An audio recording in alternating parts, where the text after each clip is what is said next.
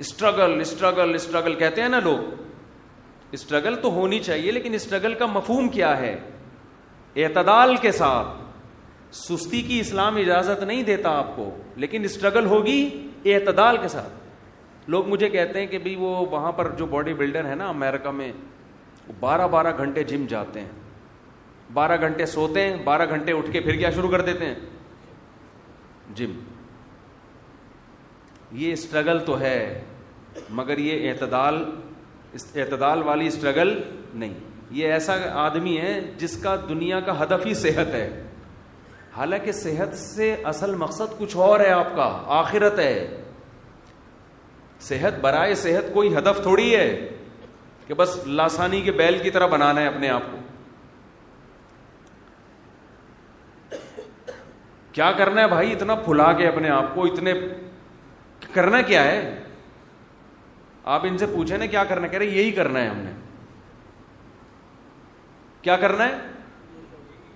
یعنی یہی کرنا ہے, یہی مقصد ہے کہ ہم ایسے ہو جائیں. یہ کیا مقصد ہوا بھائی؟ جم میں ہم جایا کرتے تھے, ایک صاحب نے 5 سال سے روٹی نہیں کھائی, 5 سال سے روٹی نہیں کھائی.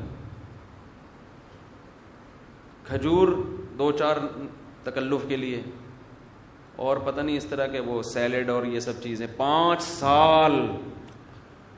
میں نے کہا اللہ کے بندے ایسی صحت کا کیا کرنا ہے کہ تو روٹی سے ہی گیا.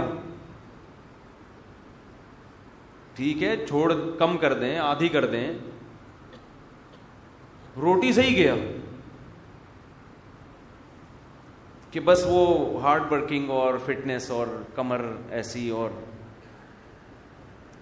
اس کا خیال کرو کمر کمرے جیسی نہ ہو, بس اتنا کافی ہے.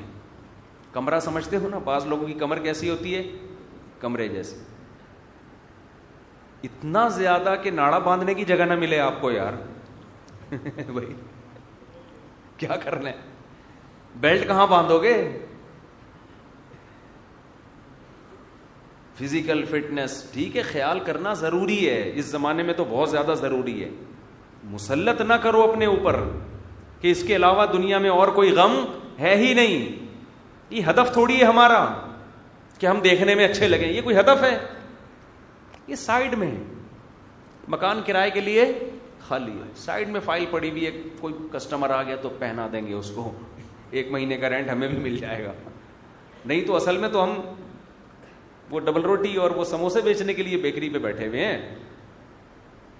اصل ہدف ہمارا ہے موت, موت کے بعد کی زندگی. یہ لبرل لوگوں کو یہ دنیا میں سب سے فضول نعرہ لگتا ہے, دنیا کا سب سے فضول نعرہ لگتا ہے کہ یار یہ جو زندگی جو نظر آ رہی ہے یہ مولوی لوگ اس کے لیے تو موٹیویٹ کرتے نہیں ہیں.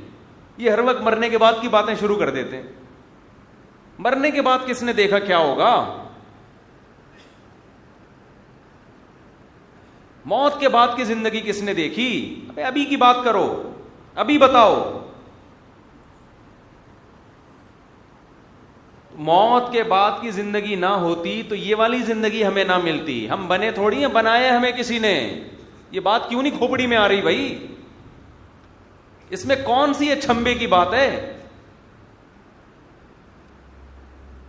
ہمیں بنایا گیا ہے, بنانے والا بتا رہا ہے کہ میں نے تمہیں زندگی کے لیے پیدا نہیں کیا, میں نے تمہیں موت کے لیے اور موت کے بعد کی زندگی کے لیے پیدا کیا. اس میں کون سی اتنی ٹینشن کی بات ہے؟ آپ کہتے ہو یہ بات عقل میں نہیں آتی. اور بھی تو بہت سی چیزیں عقل میں نہیں آتی, مان لیتے ہو.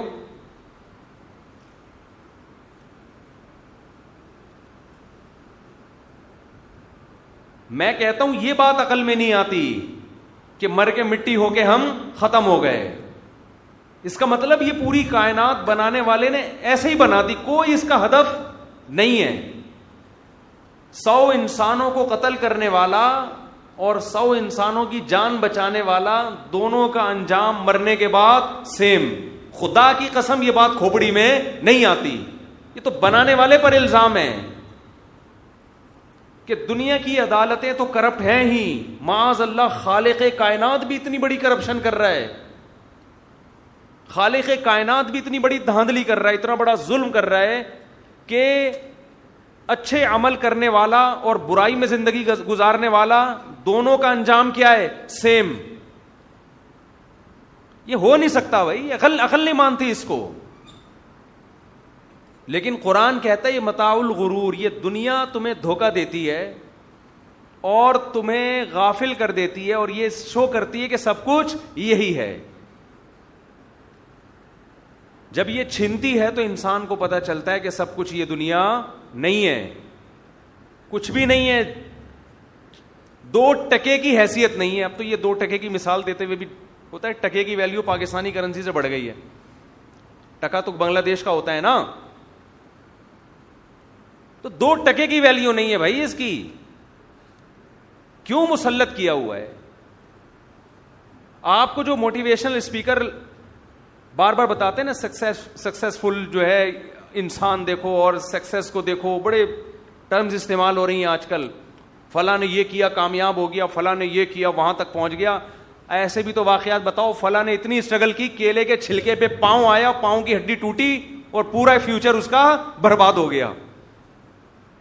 فلاں نے اتنی اسٹرگل کی, ایک دن جا رہا تھا ٹرک اسٹیکر بنا کے, بولو چلا گیا. کراچی کے کنٹینر اسٹیکر بنا کے چلے جاتے ہیں. فلاں نے اتنی اسٹرگل کی, جہاز میں بیٹھا, جہاز دھڑام سے نیچے آیا اور ساری اسٹرگل اس کی 2 سیکنڈ کے اندر ختم, برباد. فلاں نے اتنی اسٹرگل کی اور ایک ویژن بنایا, میں یہاں تک پہنچوں گا, یہاں تک پہنچوں گا, یہاں تک پہنچوں گا, وہاں تک پہنچا, سارے ٹیسٹ کلیئر, کوئی ٹینشن نہیں ہے.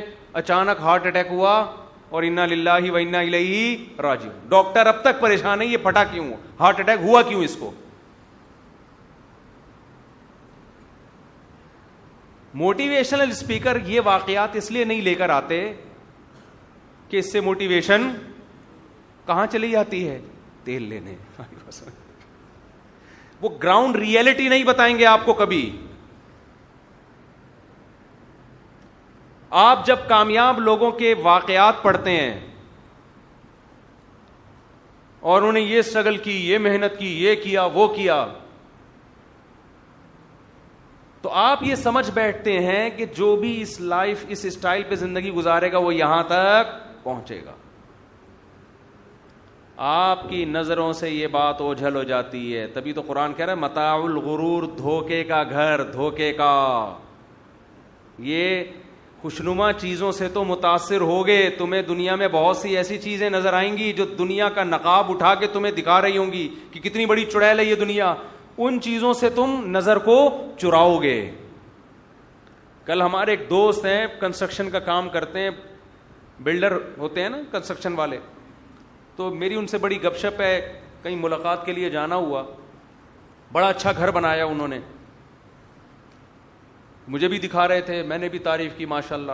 گھر کے بالکل ساتھ ہی جھانک کے دیکھو تو قبرستان. آئی بات سمجھ؟ یہ دیوار ہے گھر کی, چھپڑ میں کیا ہے؟ ان کا ارادہ ہے کہ اس دیوار کو اونچا لے کے جائیں گے تاکہ کوئی گھر میں آ کے رہے تو ڈرے نہیں. وہ سبھی کی خواہش ہوتی ہے. میں وہاں قبرستان پہ کھڑا ہو گیا, ادھر دھانک رہا ہوں. میں نے کہا اب دیکھو انسان کی نیچر کیا ہے, جو بھی یہاں آئے گا اس طرف رخ کر کے بلڈنگوں کو دیکھے گا, اپارٹمنٹ کو دیکھے گا, کتنا خوبصورت, کتنا اچھا. ادھر ٹرن مارنے کی کوشش بولو نہیں کرے. وہ وحشت بھی تو ہے قبرستان کی, پڑے ہوئے. حالانکہ یہ جو لیفٹ سائڈ پہ بلڈنگیں, عمارتیں, بڑی اچھی کالونی ہے, یہ نظر جو آ رہی ہے اس کے بارے میں یقین نہیں ہے کہ میں 10 سال رہوں گا, 15 سال رہوں گا, 5 سال رہوں گا, کل ہی انا للہ ہو جائے گا, رات کو ہو جائے گا, کچھ نہیں پتا. ادھر کا پتا ہے کسی کا باپ بھی یہاں آنے سے مجھے نہیں روک سکتا. سمجھ رہے ہو؟ اٹ از کالڈ متاع الغرور, دھوکے کا گھر. موٹیویشنل اسپیکر جو آج کل غیر مسلم آ رہے ہیں نا, بڑے ٹیکنیکل طریقے سے آپ کو موٹیویٹ کرتے ہیں, وہ اس حقیقت سے آپ کو آشکار نہیں کریں گے. اور ان قبرستانوں میں جہاں یقینی آنا ہے, اس گھر میں جس کے کنسٹرکشن پہ آپ خوش ہو رہے ہو, اتنا سریا ڈال دیا, اتنی موٹی موٹی دیواریں ڈال دیں, اور ایسا زبردست ایسا ہٹو بچوں گھر بن گیا بھائی. اس کے بارے میں تو ایک دن کا یقین نہیں ہے. اور کتنے بڑے بڑے بلڈر ہیں جو آج کہاں لیٹے ہوئے ہیں؟ قبروں کے اندر. بزبان حال کہہ رہے ہیں سب ختم. اتنا بھی نہیں کہ اپنا درد دل کسی کو سنا سکیں, یہ حالت بھی نہیں ہے. بعض دفعہ انسان کو تسلی اس سے ہوتی ہے کہ اپنے غم کسی کو سنا تو دینا, رو لے کسی کے کندھے پہ سر رکھ کے, تھوڑی دیر رو کے تسلی ہو جاتی ہے, یار چلو یہ ہوا میرے ساتھ, کوئی تو ہے جو میرا غم سن رہا ہے. ان بیچاروں کا تو غم سننے والا بھی کوئی نہیں ہے. کتنے بڑے بڑے لیٹ رہے ہیں جا کے, قبریں کیا ہو رہی ہیں. اور اب تو کراچی کے قبرستان میں ایک ہی مردوں میں کئی لوگوں کو لایا جا رہا ہے. پرانے والے کی ہڈیاں سائڈ پہ کر کے چلو بھائی نیا والا, تھوڑے دنوں میں ان کی ہڈیاں سائڈ پہ لگائیں, پھر شوہر ڈر رہے ہیں کہ ایسا نہ ہو بیوی پہلے مرے اور ہمیں پھر اسی کے قبر میں دفنا دیں. ٹینشن میں آئے ہوئے. وہ ایک آدمی تھا نا, اس کی بیوی بیمار تھی تو ٹینشن میں بیٹھا ہوا تھا. ڈاکٹر نے آ کے کہا کہ افسوس کی بات ہے آپ کی بیوی صرف 2 گھنٹے کی مہمان ہے. ڈاکٹر کا خیال تھا یہی ٹینشن ہوگی اس بیچارے کو کہ اتنی بیمار کیوں ہے. اس نے لمبی آہ کھینچی, سانس بھری لمبی, کہا ڈاکٹر صاحب جہاں پوری زندگی انتظار کیا 2 گھنٹے اور صبر کر لیں گے.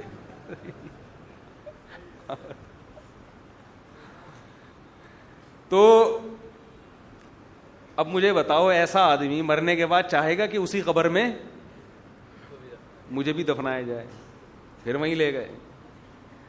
لیکن کراچی میں ایسا ہو رہا ہے, اس لیے بیویوں سے بنا کے رکھو. اسی قبر میں چلے گئے تو برزخ تو اچھی گزرے.